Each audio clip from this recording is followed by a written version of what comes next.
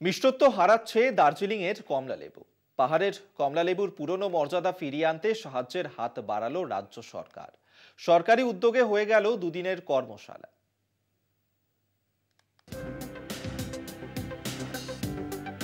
শীতের মিঠে রোদে পিঠ দিয়ে কমলালেবু খাওয়ার মজাই আলাদা। যদিও খাদ্যরসিকরা অনেকেই অভিযোগ করেন কমলালেবুর সেই পুরনো স্বাদ আর নেই। পাহাড়ি কমলালেবুর পুরনো স্বাদ ফিরিয়ে আনার উদ্যোগ নিল রাজ্য সরকার।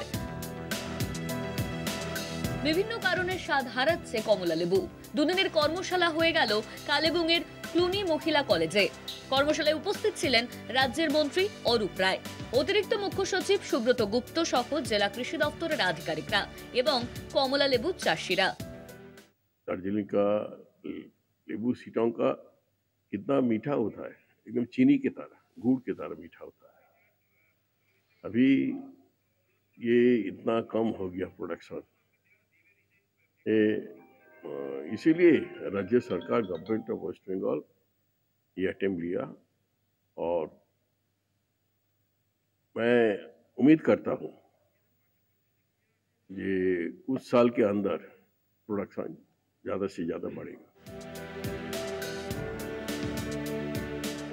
এদিনের কর্মশালায় যোগ দিয়ে মন্ত্রী জানান, কমলালেবুর পুরনো চেনা স্বাদ ফিরিয়ে আনতে সর্বতোভাবে চেষ্টা করবে রাজ্য সরকার। স্বাদ ফেরাতে চাষিদের যা যা প্রয়োজন তার পুরোটাই মেটাবে সরকার। দার্জিলিং থেকে বিনয় শঙ্করের রিপোর্ট, কলকাতা টিভি।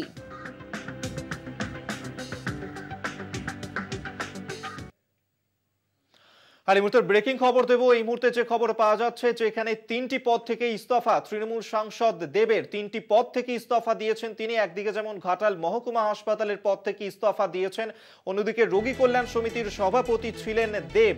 জেলা শাসককে চিঠি লিখে নিজের ইস্তফা দেওয়ার কথা জানিয়েছেন তিনি। 3টি পদ থেকে ইস্তফা তৃণমূল সাংসদ দেবের। ঘাটাল রবীন্দ্র মহাবিদ্যালয়ের পদ থেকেও ইস্তফা দিয়েছেন সাংসদ দেব।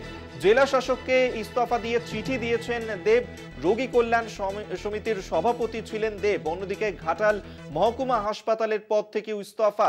বীরসিংহ উন্নয়ন পর্ষদের গুরুত্বপূর্ণ পদ থেকে ইস্তফা দিয়েছেন তিনি। আপনাদেরকে এই মুহূর্তের ব্রেকিং খবর দিচ্ছি, যেখানে তৃণমূল সাংসদ দেব 3টি পদ থেকে ইস্তফা দিলেন। ঘাটাল রবীন্দ্র মহাবিদ্যালয়ের পদ থেকে ইস্তফা দিয়েছেন তিনি। পাশাপাশি ঘাটাল রবীন্দ্র কলেজের সভাপতি ছিলেন দেব।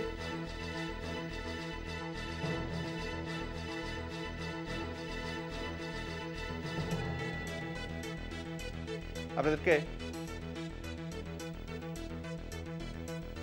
আরেকবার জানিয়ে রাখবো, 3টি পদ থেকে এই মুহূর্তে ইস্তফা দিয়েছেন দেব। জেলা শাসককে ইস্তফা দিয়ে চিঠি। ঘাটাল রবীন্দ্র মহাবিদ্যালয়ের পদ থেকে ইস্তফা দিয়েছেন তিনি।